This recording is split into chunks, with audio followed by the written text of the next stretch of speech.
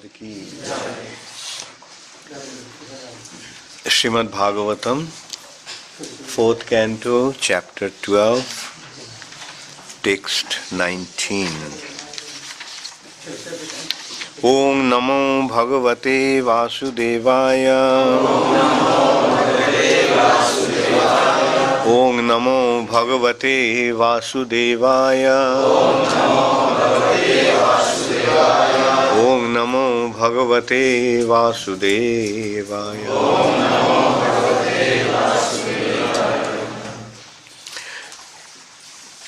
So, Srimad Bhagavatam, 4th Canto, Chapter 12.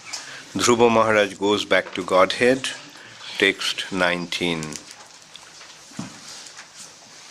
Sa dadarsha bhimanagram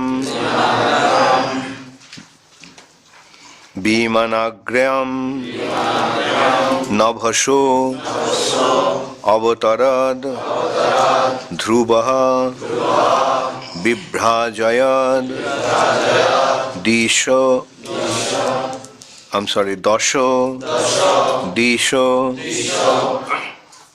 rakapatim ivoditam sadadarsha bimanagram nabhosho avatarad dhruvaha bibhrajaya dashodisho rakapotim iboditam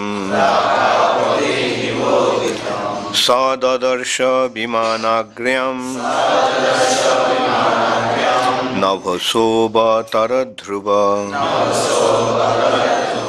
bibhrajaya dashodisho rakapotim ibodita sadadarsha bimanagram nabhoshoba taradhruvaha bibhrajaya dashodisho rakapatim iboditam sadadarsha bimanagram nabhasha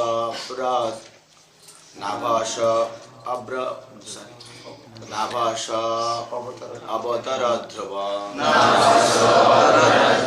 vibrajaya dashodisha rakapatim ibodita sadadarsha vimanagram navaso avataradhruva vibrajaya dashodisho rakapatim iboditam sadadarsha bimanagram nabhaso avataradhruva vibrajaya dashodisho rakapatim ibodita sadadarsha vimanagram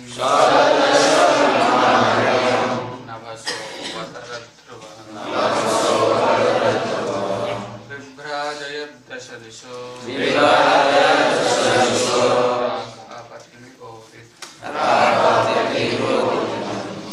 Mataji.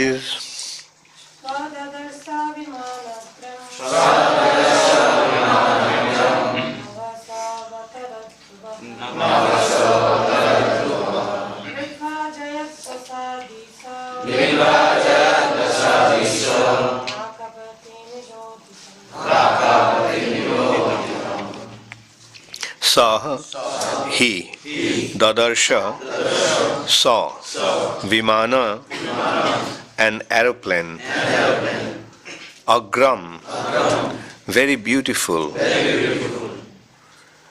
nabhasha, from the sky, avatarat, descending, dhruvaha, Dhruva Maharaj, Vibhrajayat, illuminating, Dasha, 10. Dishaha, direction. Raka Patim, the full moon. Eva, like. Uditam, visible. Translation by His Divine Grace, Srila Prabhupada.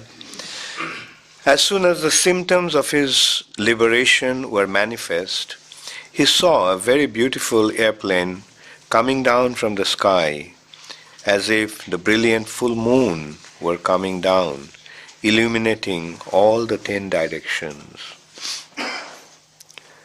Please repeat after me. As soon as the symptoms of his liberation were manifest, he saw a very beautiful airplane coming down from the sky, as if the brilliant full moon were coming down, illuminating all the 10 directions. Purport by Srila Prabhupada. There are different levels of acquired knowledge: direct knowledge, knowledge received from authorities, transcendental knowledge, knowledge beyond the senses, and finally spiritual knowledge. When one surpasses the stage of acquiring knowledge by the descending process, he is immediately situated on the transcendental platform. Dhruva Maharaj, being liberated from the material concept of life, was situated in transcendental knowledge and could perceive the presence of transcendental airplane, which was as brilliant as the full moon. This is not possible in the stages of direct or indirect perception of knowledge. Such knowledge is a special favor of the Supreme Personality of Godhead. One can, however, rise to this platform of knowledge by the gradual process of advancing in devotional service or Krishna consciousness.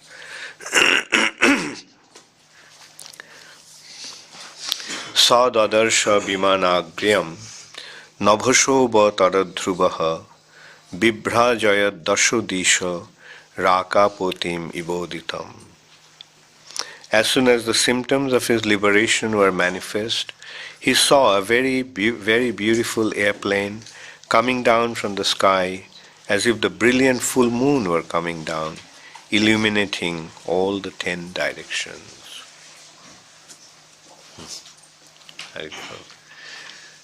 So, Dhruva Maharaj, we are his ultimate perfection is being described here. At some point, Dhruva Maharaj retired from home and he went to Badarikashram. Badarikashram is what is known as Badrinath. And there, the Lord is eternally present as Naranarayan or Badari Narayan. So there, Dhruva Maharaj was performing his spiritual activities and he achieved the prem, Krishna prema. He achieved love for the Supreme Lord. And the symptoms has been described very beautifully in the previous verse. What was actually, maybe I'll read last 2 verses, 17, text 17 and text 18. In Badarikashram, text 17, in Badarikashram, Dhruva Maharaj's senses became completely purified because he bathed regularly in the crystal clear purified water. He fixed his sitting position and by yogic practice controlled the breathing process and the air of life. In this way, his senses were completely withdrawn. Then he concentrated his mind on the Archa Vigraha form of the Lord, which is the exact replica of the Lord, and thus, meditating upon him, entered into complete trance. So the trance has been described here, what he was experiencing when he was in his trance. Because of his transcendental bliss, incessant tears flowed from his eyes. His heart melted. They were shivering and standing off his hairs all over his body. Thus transformed in a trance of devotional service, Dhruva Maharaj completely forgot his bodily existence, and thus he immediately became liberated from material bondage. Every morning we sing Romancho Kampashru Tarango Bhajo Bande Guru Shri Charanarvindam. Romancha, Kampa, these are the symptoms of ecstasy. As Prabhupada is pointing out here, the transcendental situation. Because of his transcendental bliss, Krishna Premananda. When one experiences this loving exchange with Krishna, then these symptoms become manifest. They are called Ashtasattvic Vikar. 8 kinds of ecstatic symptoms.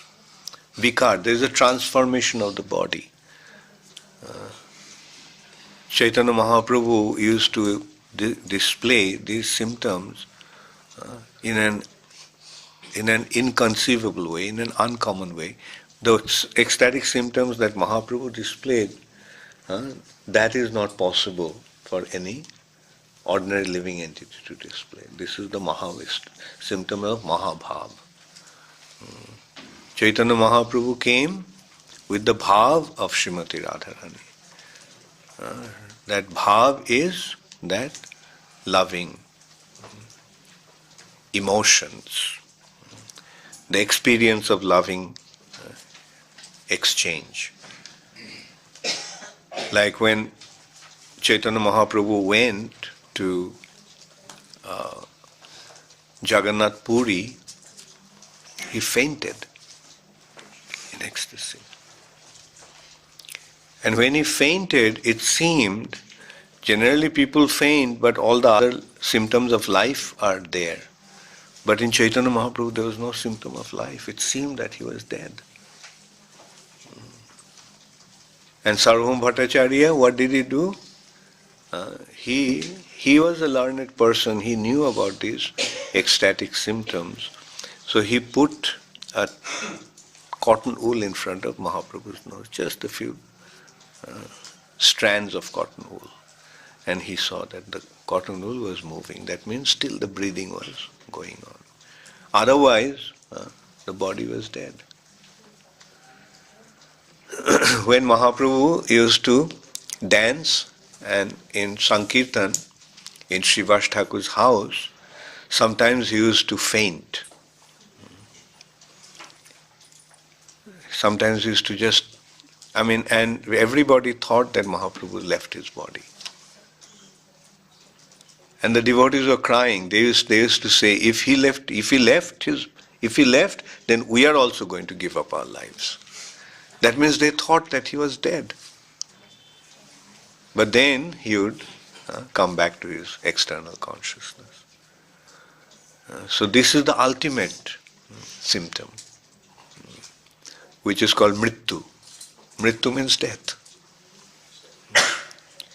In this ecstatic feelings of the loving exchange, they completely lost their symptoms of life. They were practically dead. The other symptoms that were unusual that Chaitanya Mahaprabhu displayed, one was sometimes his body would become like a kurma. Tortoise, what does a tortoise do?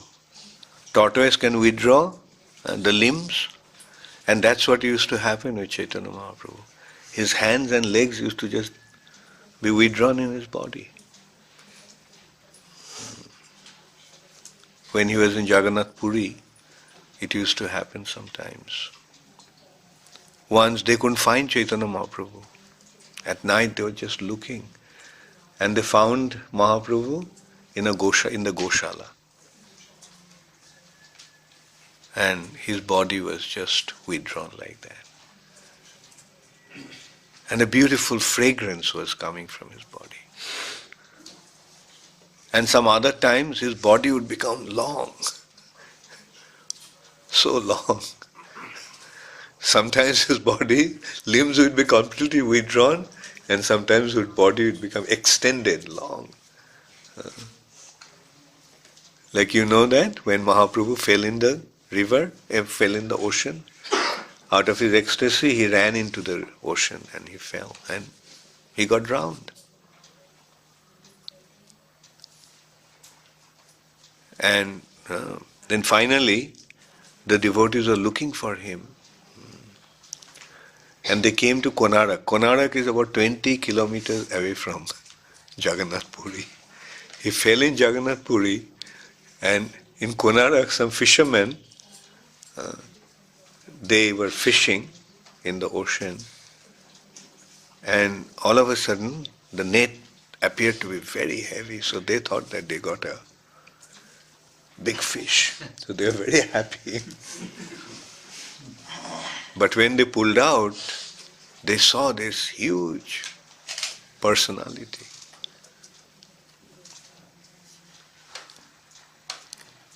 And when they touched his body, they all became ecstatic.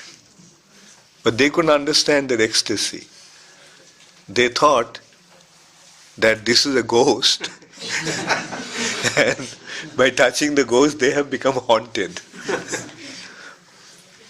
They also started to cry and laugh and rolling on the ground.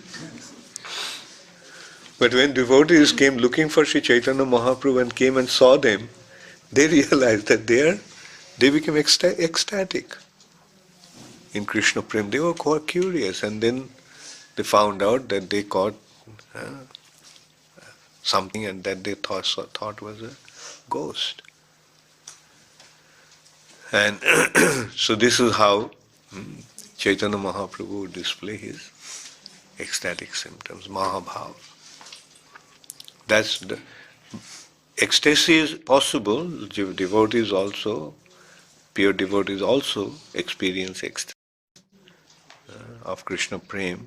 But what Mahaprabhu experienced, that is the mood of Srimati Radharani. That is not possible to be experienced by anybody else. So here we can see that Dhruva Maharaj was experiencing these ecstatic symptoms. Due to his intense love for Krishna, he reached that transcendental platform. Transcendental means completely beyond this material nature. And this stage is called Sarup Siddhi. He became completely purified.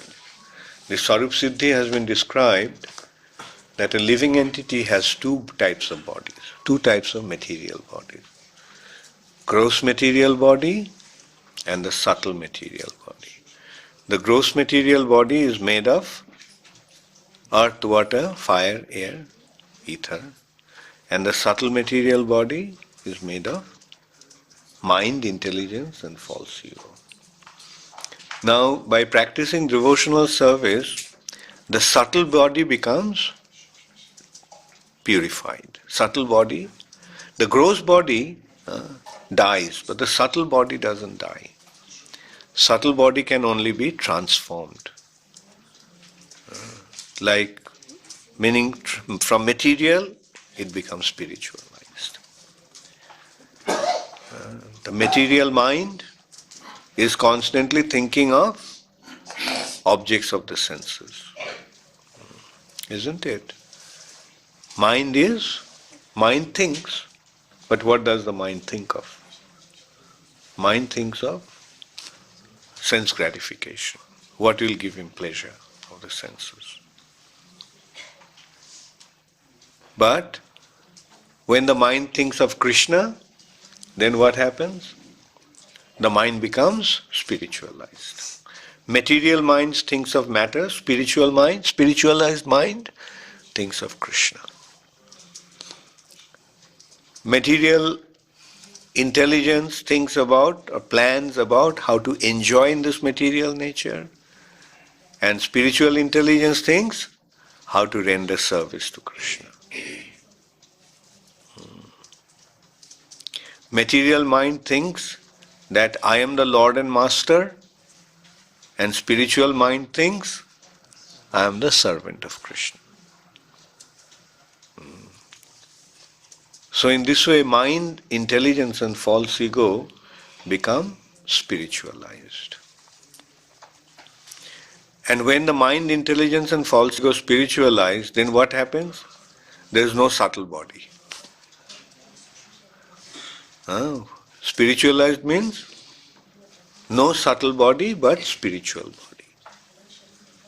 So this situation, when one is in a gross body but pure spirit soul, spiritualized, no subtle body, that stage is called Sarup Siddhi.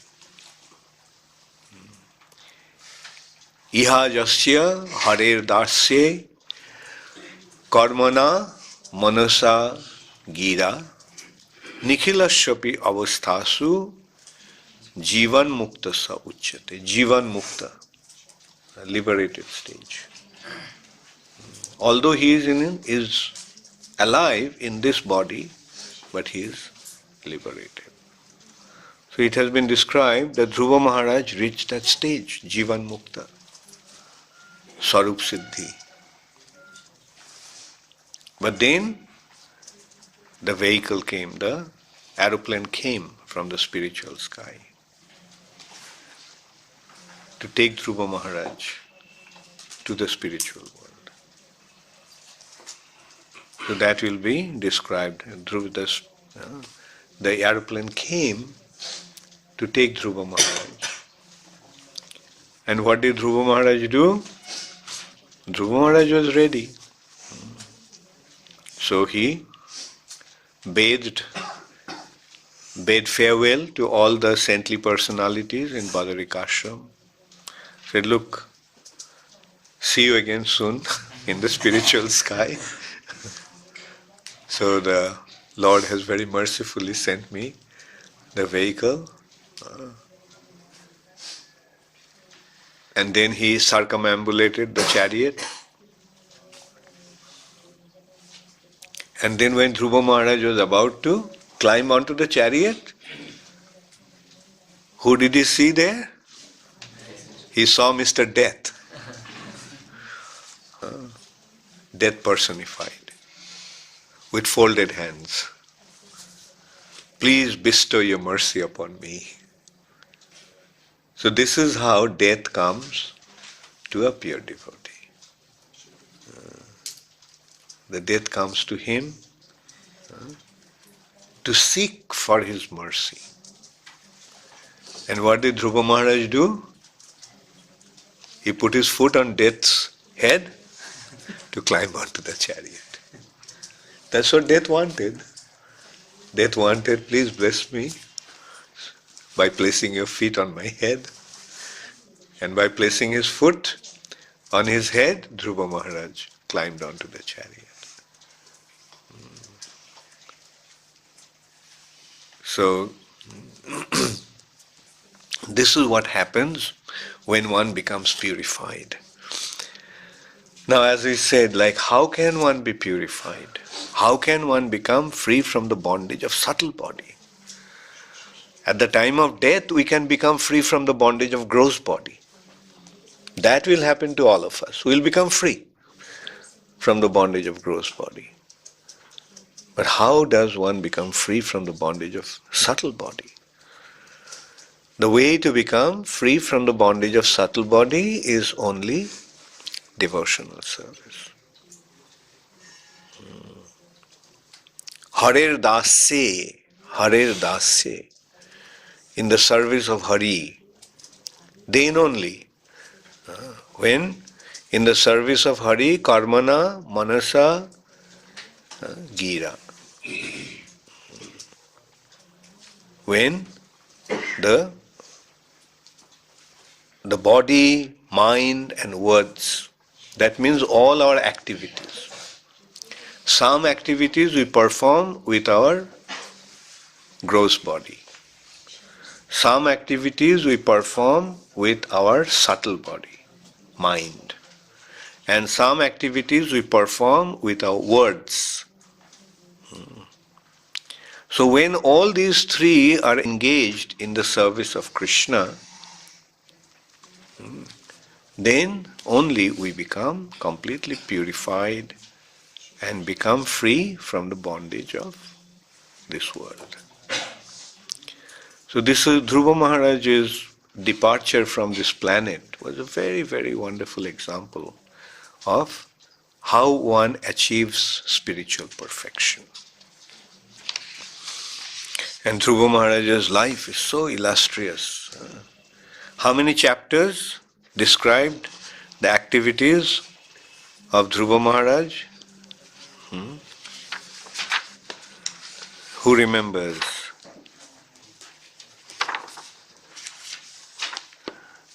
Okay, chapter 8.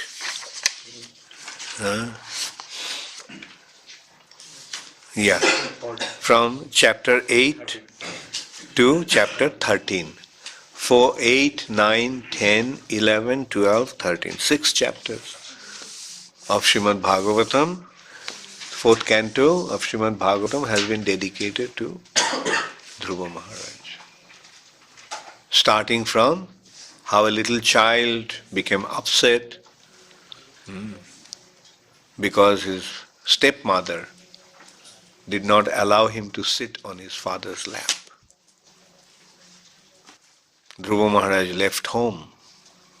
He performed such severe austerities, being directed by Narad Muni. And then he received the mercy of the Lord. Then the Lord told him to go back home. And he assured him that his desire will be fulfilled. And Dhruva Maharaj actually became the ruler. And he ruled very successfully for many years. Then he retired from his life, family life. Then he goes to Badrik Ashram and he achieves his spiritual perfection. And now Dhruva Maharaj is leaving this planet. So that is the perfection of one's life. We may desire material things, we may want to fulfill our material ambition, but if we practice devotional service, then we'll transcend all those platforms and come to pure devotional service by the mercy of a bona fide spiritual master. By Narad Muni or Narad Muni's representatives. And what does a bona fide spiritual master instruct? The bona fide spiritual master simply instructs to become engaged in the service of the Supreme Personality of Godhead. Just as Krishna instructed, Sarva Dharman Parityajya Mamekam Sharanam Braja.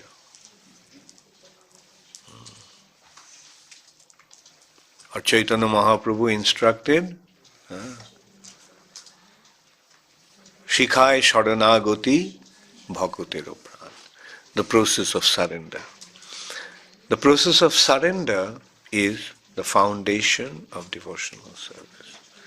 Shikhai Sharanagati Bhakotero Pran.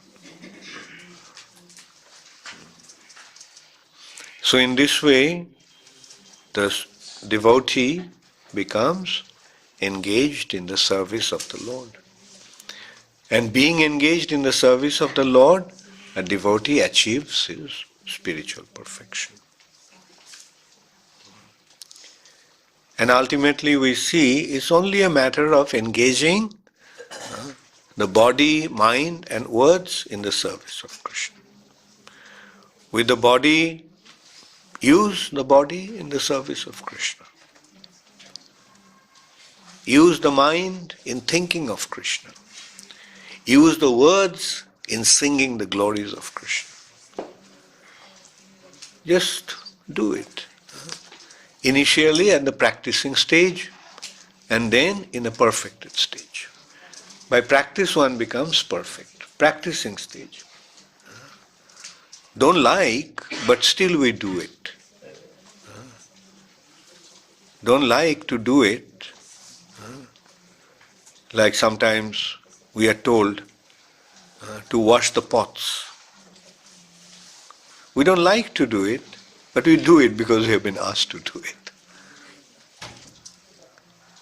Or sometimes even devotees are dancing. We don't like to dance, but we do. We force ourselves to do that. Not dancing out of ecstasy, but dancing out of compulsion. Don't we do it sometimes? Somebody is standing there while everybody else is dancing and some devotee just pulls him by the hand. And he also starts to dance. Although doesn't like to, but he is engaging his body in this way, in devotional service. Mind wants to think of so many other things, especially all these wonderful news that come out in the newspaper nowadays. Mind loves to read about rumors, bad things about other people. Or mind wants to think of so many material attractions, allurements of Maya. Nowadays we see all these magazines and newspapers, hoardings, they're just full of half-naked women. What is that doing? These are just allurements of Maya. But what should we do? Mind controls the senses. Don't look there. Look at Krishna's beautiful form. Eyes want to see, but the mind controls the eyes. Don't look at that. Look how beautiful Krishna is. Look how beautiful Krishna's nature is. And this way the mind actually brings the senses to. So mind brings the body into the service of Krishna. And then although we do not like to speak about Krishna, but we practice. Hare Krishna, Krishna Krishna, Hare Hare, Hare Ram, Ram Ram, Hare Hare. 16 माला कब खत्म होगा? When I'll finish my 16 rounds. Don't like to chant, but forcing ourselves to chant. So this is devotional service in practice, sadhana bhakti. But sadhana bhakti will eventually come to siddha bhakti, perfected devotion, prema bhakti. Sadhana leads to siddhi.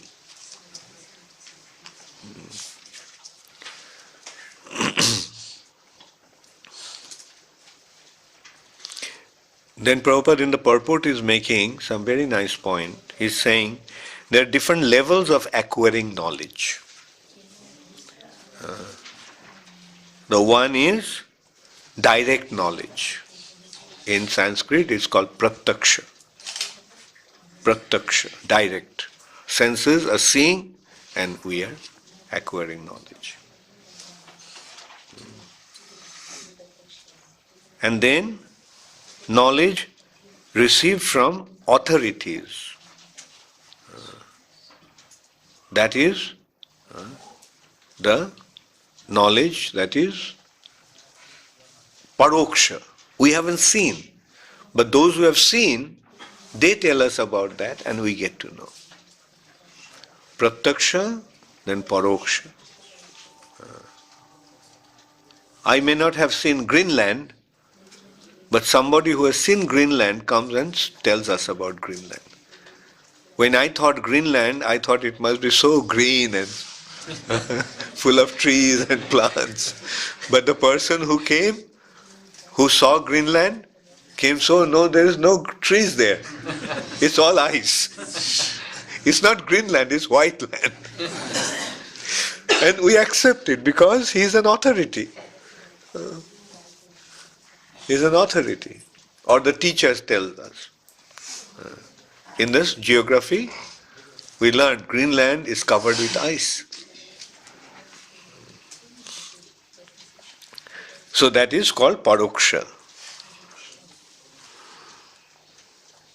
Then transcendental knowledge. Transcendental knowledge. That is the aparoksha. Transcendental is transcending. Pratyaksha, paroksha, and then aparoksha. Beyond this material nature. Knowledge about another world. And then knowledge beyond the senses. That is aprakrita. The knowledge through the senses is prakrita, and knowledge that is transcendental or knowledge beyond the senses, aprakrita. And then finally, knowledge about the spiritual world. That is Divya. When one surpasses the stage of acquiring knowledge by the descending process, he is immediately situated in the transcendental platform. So, there again, there are two types of knowledge. Descending knowledge and ascending knowledge. Ascending knowledge, that is the knowledge that we acquire. Like, we get to know more and more and more, so our knowledge becomes higher and higher and higher. But there is another, see, this knowledge we acquire ourselves. But descending knowledge, knowledge comes down to us. So when we receive the descending knowledge, knowledge that is given to us by a bona fide personality, bona fide spiritual master, then we become situated in the transcendental platform.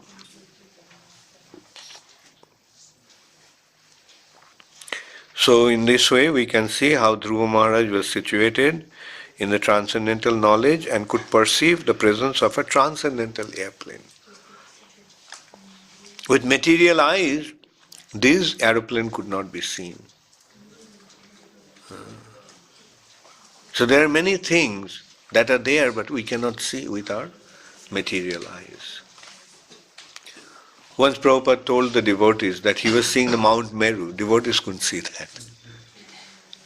But Prabhupada with his transcendental vision could see the Mount Meru.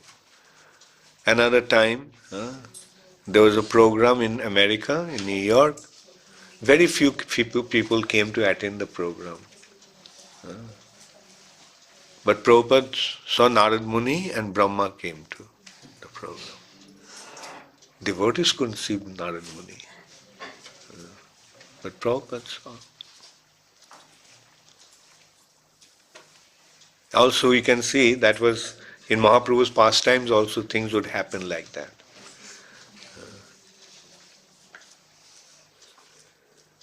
Sometimes Nityananda Prabhu gave Chaitanya Mahaprabhu the hall and mushal, the plough and the club.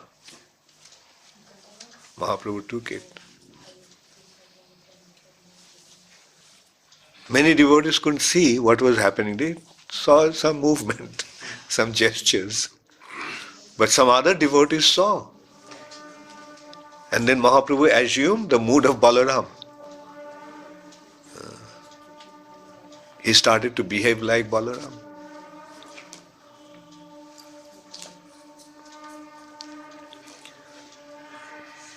So this is how we have different levels of perception.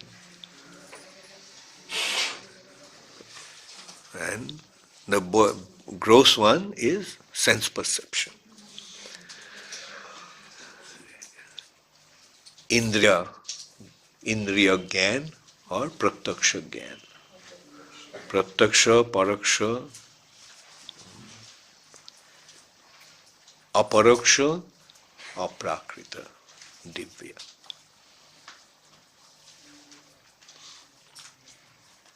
So Dhruva Maharaj was situated on the transcendental platform, and with his transcendental senses he could see the transcendental airplane that came to take him. Gaur Premanande Hari Hari. Does anybody have any question? The description of death personified coming. So this description is there specifically only to Dhruva Maharaj, because all in the Bhagavatam we have Prahlad Maharaj, Ambarish Maharaj, and several other devotees being described. Specifically in the case of Dhruva Maharaj, death comes and he places his lotus feet. So what is special about Dhruva Maharaj, so that, because of which this description? He was being transported from material nature to the spiritual world. Like a pure devotee, that's the case with all the pure devotees. Either the aeroplane comes, or the Lord comes, or his devotee comes. Say, let's go. So that's the difference. And also, you explained how the mind, intelligence and pulses are engaged in thinking about Krishna, serving Krishna. Now in the conditioned stage, we still need some material engagements, in the sense that even the body, the mind and intelligence, they need some engagement, even because we can't 24 hours think of Krishna. So how do we know where to draw the line, how to balance? Because Listen to your authority. Listen to your higher authority. They are directing you. They are guiding you. Right? That's what we have to do in our devotional service. Even in the spiritual sky, we don't whimsically decide our service. Lolita Vishakha Adi Jato Shokhi Brindo Aggaya Koribo Sheva Charana Aravinda. When shall I be engaged in rendering devotional service to the lotus feet of the Lord, according to the instructions of Lalita Devi and Vishakha Devi? They will tell us, or some other personalities in the spiritual sky will tell us, do this, do that. We don't decide ourselves. That's devotional service.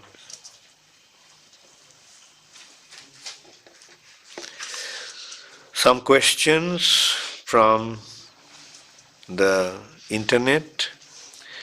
Question from Radharani Devidasi. Where is she? She's at home. Okay. Stranded, everything's in the flat, so that's not working properly, so. Okay. Guru Maharaj, are we talking of one mind that moves from material consciousness to spiritual consciousness from time to time? The mind is mind. Mind is mind Just as this body is body. But the body can be engaged in material activities or the body can be engaged in spiritual activities. So similarly, mind, when it thinks of sense gratification, it is engaged in material activities. When the mind is engaged in spiritual, thinking about Krishna, then it is in spiritual activity. We'd very much like to hear you personally with our senses. Radharani. Another question from Radharani. Guru Maharaj, can you give example of ascending knowledge? Ascending knowledge is, I study in geography book, there is a continent called America. That continent has two sections, North America, South America. And in North America there is a city called New York. In New York City there was a building called Empire State Building. So this is the knowledge that we are acquiring with our material senses. Say for example here, by hearing, we are acquiring this knowledge. Material, ascending. But then we go to America and then we see that knowledge. See that, oh, there is a place called North America. And the plane lands in the New York City airport, JFK, John F. Kennedy. And then we go and see the Empire State Building. So this is how this knowledge now has become confirmed. So this is how the knowledge is ascending, rising from our own effort. We are acquiring the knowledge. But then there is a descending process. The knowledge comes from another world. Like I haven't gone to New York, but somebody from New York comes and tells us about New York. So this is the descending process of knowledge. Aroho and avaroho. Aroha, we are going out and receiving the knowledge. And avaroha, the knowledge is coming from another world. Like the spiritual world, especially spiritual knowledge has to be descending. Because that knowledge we cannot verify with our senses. That world is beyond our sense perception. Therefore, that knowledge can be achieved or acquired only by descending process. So next question is from Girish from Gurgaon. Pamho, Hare Krishna Guru Maharaj, Dandavat Pranam. What is the difference between Acharya and a Guru? They're same. The word Acharya means Guru. Sanskrit words have sometimes the same, same concept is described in many words. The word Acharya means one who teaches by his acharan, by his own practice.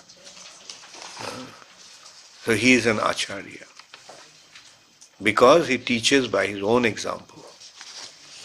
And Guru, the word Guru means one who removes the darkness of ignorance. We are in ignorance, and the one who removes the darkness of ignorance by giving us transcendental knowledge, he is Guru. Oh, this is from Richa. Richa is in Kuwait. Hare Krishna Guru Maharaj, Dandavat Pranam. how we can take shelter of holy name. Take shelter of the holy name means, or rather to take shelter of the holy name means to recognize that the holy name is Krishna. So taking shelter of holy name means taking shelter of Krishna and understanding that Krishna has appeared in this age in the form of sound. Krishna can manifest himself in many ways to us. Can we see Krishna's transcendental form with our material eyes? We cannot. Just like we cannot, what to speak of Krishna's spiritual form. We can't even see subtle material things like mind. Do I have a mind? Can you see it? Can you have a mind? Can I see your mind? No. Do you have intelligence? Can I see your intelligence? So even the subtle things, even subtle material things cannot be seen by our eyes. But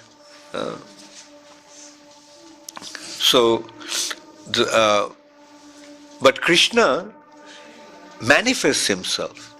We cannot see Krishna's transcendental form, but can we see earth? Can we see stone? Can we see metal? Can we see wood? These are all earth. Now, can Krishna manifest himself through earth? So when Krishna manifests himself, in that way, that becomes his Archa Vigraha, Satchidananda Vigraha, with whom we are worshipping in the temple. That form is made of marble. But it's not Krishna is marble.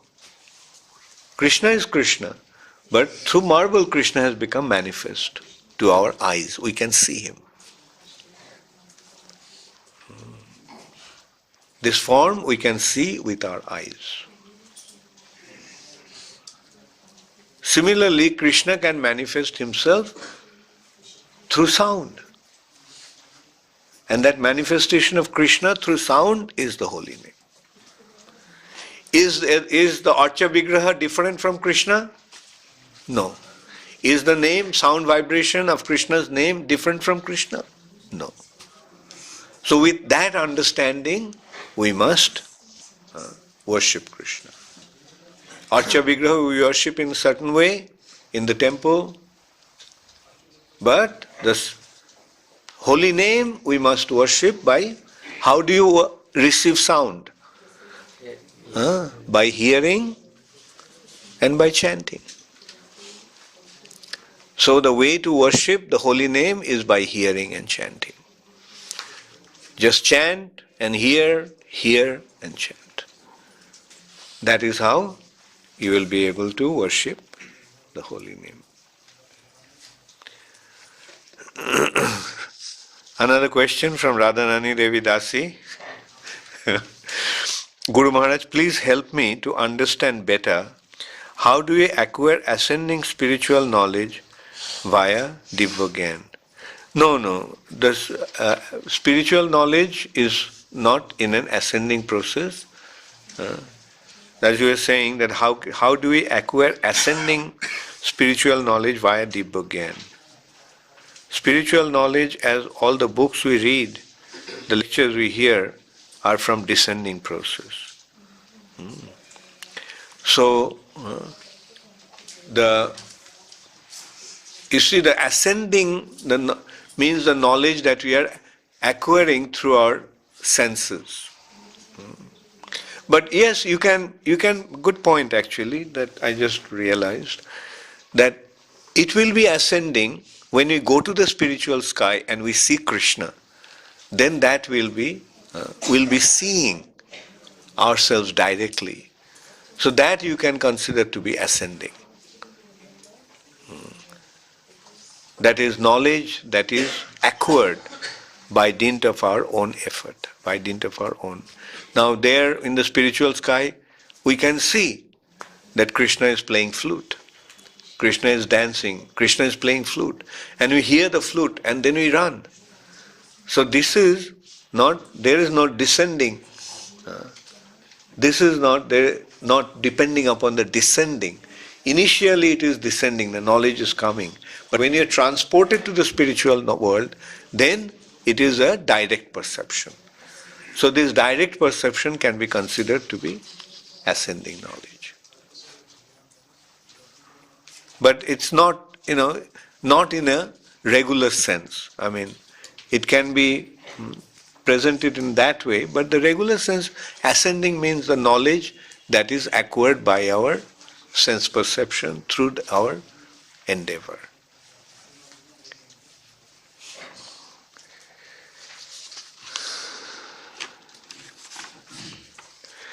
Guru Maharaj, this is from Rishikesh, North Carolina. Guru Maharaj, Dandavat Pranam. When the subtle body dissolves, does the modes of nature still act for the physical body? No. For a person who has, when he doesn't have subtle body, that means he has his spiritual body. Then the modes of material nature cannot work on him. He is transcendental to the modes of nature. Then he is, because modes, when we say modes of nature, we mean the modes of material nature like goodness, passion and ignorance. Sattvagun, Rajagun, Tamogun. But when one is situated in a spiritual platform, spiritual identity, beyond this material body and mind, then he is situated in pure goodness, in transcendental nature. So his body then is not affected by the modes of material nature, but it is completely transcendental. In this respect, an example Prabhupada gives is iron and fire. When the iron is in fire, in contact with fire, then it becomes red hot. When the iron becomes red hot, is it iron or fire? It's fire. Similarly, when a devotee becomes purified, pure spirit soul, then his body, although made of matter, is it material or spiritual? Spiritual. So that spiritual body is beyond the jurisdiction of material nature. So next question is from Brahmanda Gaur Das. Hare Krishna Maharaj, we understand there is no difference between Guru and Acharya, but what is the difference between Acharya and founder Acharya? Very good question. You see, generally Acharya has his ashram, Guru has his ashram, where he teaches his disciples. But a personality like Srila Prabhupada created an ashram that has spread all over the world. And it is meant to spread and spread and spread with time. That ashram is ISKCON. And in this ashram, Srila Prabhupada is the founder, and Prabhupada will continue to be the Acharya for all the time, for all the devotees. There will be Acharyas in Institute of ISKCON, but no one will be the Acharya of ISKCON. That the Acharya of ISKCON is Srila Prabhupada. So that is the meaning of Prabhupada being the founder Acharya. He created the institution, an enormous institution, incredible institution, which spread all over the world to fulfill Mahaprabhu's prediction. In that, Srila Prabhupada will always be the Acharya. So that is the meaning of founder. The one who founded is the Acharya. One who founded the institution is the Acharya. Normally, when the Guru has his ashram, so he hands the ashram over to his successor. He appoints an Acharya. But Prabhupada did not appoint any Acharya. Prabhupada is going to be the Acharya for all the time. Although he is not physically present in the planet, but Prabhupada will remain as the Acharya in ISKCON. So the JBC also recognized that Prabhupada is the preeminent Shiksha Guru of all the devotees for all time of ISKCON. There will be Diksha Gurus who will give Diksha and include them in the institution of ISKCON, but their Shiksha will be based on Srila Prabhupada's teaching. That is the unique position of Srila Prabhupada as the founder Acharya.